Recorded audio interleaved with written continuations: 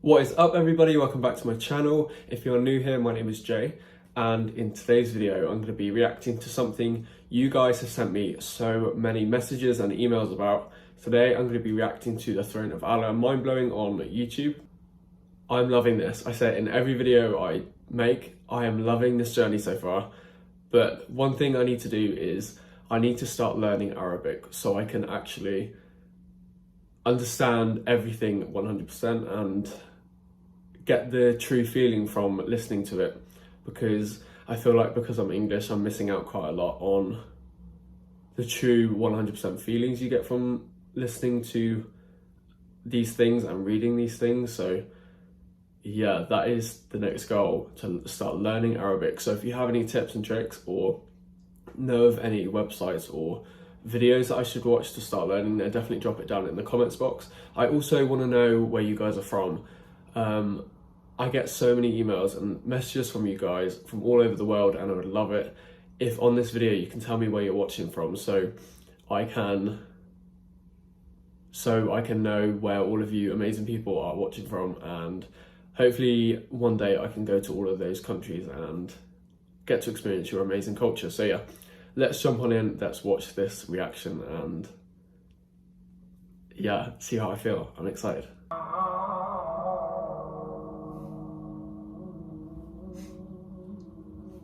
All the praise is for Allah, who is the author of all existence and the most generous to his creation, while he is also the all-compelling. He is the only one worthy of our worship, having no partners, no associates, no sons, no daughters, no one whom he must consult, and no one or anything which has any comparison with him.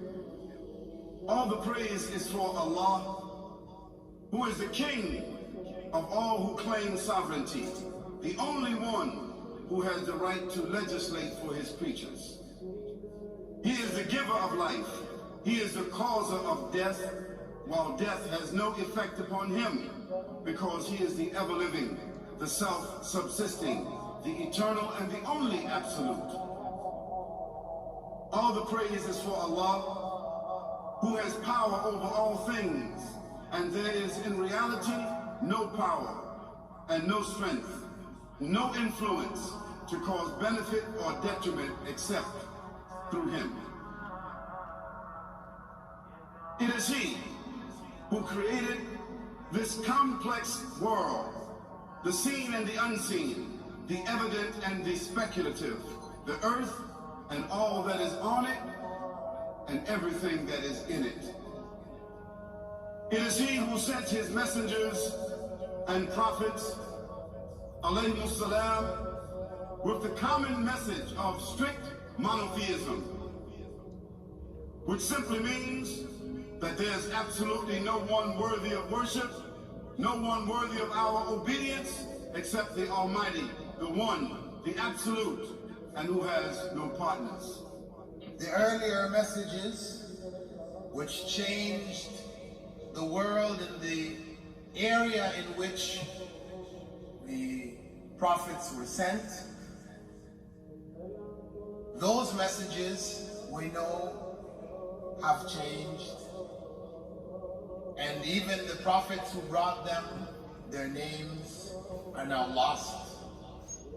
We just know in general, because Allah told us in the Quran, وَلَقَدْ بَعَثْنَا فِي كُلِّ أُمَّةٍ رَسُولًا أَنْ يَعْبُدُ اللَّهَ وَاجْتَنِبُوا الطَّاغُوتَ. I've sent to every nation a messenger, calling people to worship Allah alone and to avoid the worship of false gods. This essential message has been preserved in Islam in a way that it was never preserved before. Not because the message was different, because it was the same message, but because of the fact that there would be no other prophets who would come after Muhammad sallallahu alaihi wasallam. So therefore that message now had to be protected. It had to be preserved in a way None of the earlier messages were preserved. And the latest, what you say you have come to know 40 years back, and what you call the Big Bang is already mentioned in the book which I read, the glorious Quran. It's mentioned 1400 years ago in Surah Anbiya, chapter number 21, verse number 30, which says, "Awalam yaral lazina kafaru." Do not the unbelievers see, "Anna samawati wal arda kanat ratkan fastaqnahuma," that the heaven and the earth were joined together and we showed them asunder. What you're talking about, the Big Bang, I try to imagine compressing a spring. I push it closer and closer and closer together, so it's smaller and smaller and smaller, and I've stored a tremendous amount of energy in that spring, and when I let it go, it bursts out, it bursts out, it bursts out. the creation of the universe, which you came to know 40 years back, is already mentioned in this book, the glorious Quran, 1400 years ago. Who could have mentioned that in the Quran? So they just will say, maybe someone wrote, maybe it's a fluke, maybe it's a guesswork. A human being, regardless of who they are, or where they are, or what they do, will have this curiosity. They'll want to know, why am I here? How did I get here? And do I have a purpose? And if so, what is it? The only one who would really be able to answer that question would be the Creator himself. If there is a Creator, it would be up to him to tell us why we were created and what he expects from us and what this life is really about. Allah has shown the people from the time of Adam until right now, has shown the people what he wants from them. And it's a very simple thing, and that is that worship be for him alone without any partners. In fact, we know this life to be a test from Almighty God. That's why we're born, and that's why we die. Because there has to be a beginning and an end for us to be tested on. The next life, after this life, no one will ever die again. A bad person or a good person. Both are brought back, and they continue to live in the next life, either in good shape or not so good shape, depending on how they did on the test. The worship of the God of Abraham. That was what was taught by these prophets. The Lord of the Arsh and Kursi. We're talking about the Lord of the worlds. Alhamdulillah Rabbil Alameen. We're talking about the Lord of the entire universe and beyond. The entire universe and beyond. You know, we live in this dunya, and we are fascinated with this dunya which Allah subhanahu wa ta'ala indeed has created in a beautiful manner. We're fascinated. There are over billions of people which live on this dunya at this moment in time. Over 6 billion people that live on the dunya at this moment in time. This dunya of Allah subhanahu wa ta'ala is so big that there is space in this dunya for billions and billions and billions or more people. But what is this dunya in comparison to what Allah subhanahu wa ta'ala has created out there? This dunya is insignificant. This dunya is meaningless to Allah. It means nothing. It is worthless. So worthless, compare it with the sun. The sun is one star. You know more science than me. You'll be able to tell me better. Take this planet Earth and you place it inside the sun, and you will be able to place 1.3 million Earths in the sun. 1.3 million Earths in the sun. Allahu Akbar. Allah is the greatest. The sun is one star. One star. There are stars out there which are millions of times bigger than the sun. You tell me this, that you need millions and millions of stars to make one galaxy. And then you tell me this, that there are zillions of galaxies out there. Let me tell you on top of this, my friend. After this, whatever you see above, when you raise your head and you look above, whatever you see above, the zillions and zillions and zillions of galaxies, let me tell you, this is everything there is within the first heaven. Everything there is within the first heaven, And Allah is the creator of 7 heavens. 7 heavens!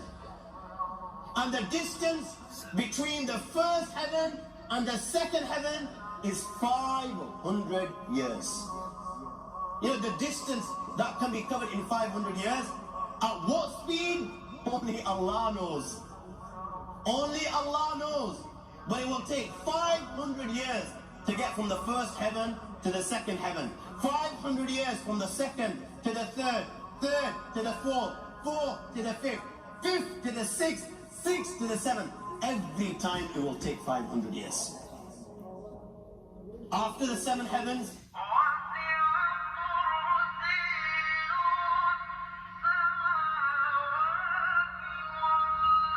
وَسِعَ كُرْسِيُّهُ السَّمَاوَاتِ وَالْأَرْضِ. You all read the Ayat al-Kursi. You all know the Ayat al-Kursi. After this, you have the Kursi of Allah. You have the chair of Allah subhanahu wa ta'ala. You know these 7 heavens that we just talked about? In comparison to the Kursi of Allah, they're non-existent. They're meaningless. Rasulullah has given an example in a hadith just to give us a little bit of understanding with regards to the 7 heavens in comparison to the Kursi of Allah. Take a ring from your finger, take it off, the small ring that you have, and place it, let's say, in a desert, the Sahara Desert. It's the biggest desert in the world. You know that ring that we take off from our fingers and place it in the Sahara Desert? What comparison is in between the ring and the Sahara Desert? Nothing. Nothing. The 7 heavens is the ring, and the Kursi of Allah is the Sahara Desert. After the Kursi of Allah, you have the Arsh of Allah. وَكَانَ أَرْشُهُ عَلَى الْمَاءِ. You have the Arsh of Allah. Again, Rasulullah has explained, so just so that we can understand. Take the ring, place it in the desert. This time, the ring is the Kursi and the Arsh is the desert. What is the Kursi in comparison to the Arsh of Allah? Nothing. Then you have angels which carry the Arsh of Allah. Their heads are in the 7th heaven and their feet are in the lowest earth. My friends, then you have the Lord of the Arsh and the sea. لا تدركه الأبصار ويدرك الأبصار وهو اللطيف الخبير. He is beyond the size of Allah. Who Allah is, what Allah is. The greatness of Allah is beyond the comprehension of my little mind. This is the being that you and I are messing with.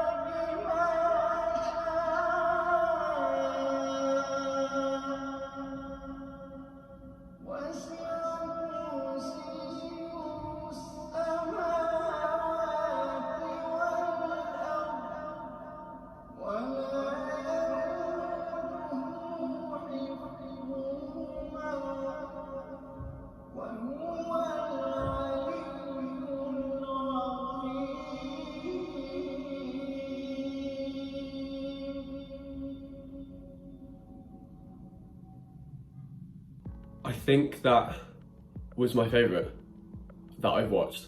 And all the videos I've watched so far and all the things I've learned so far, I think that was my favourite. I did not know the true expanse of this life. The fact that there are 7 heavens and 7 hells. 7 heavens that the sun can fit over 1 million Earths inside, and that this life on Earth is a test. It's a huge test to figure out the next expanse of your life, and that it takes 500 years per journey from heaven to heaven to heaven, and that we are all under his throne and this life.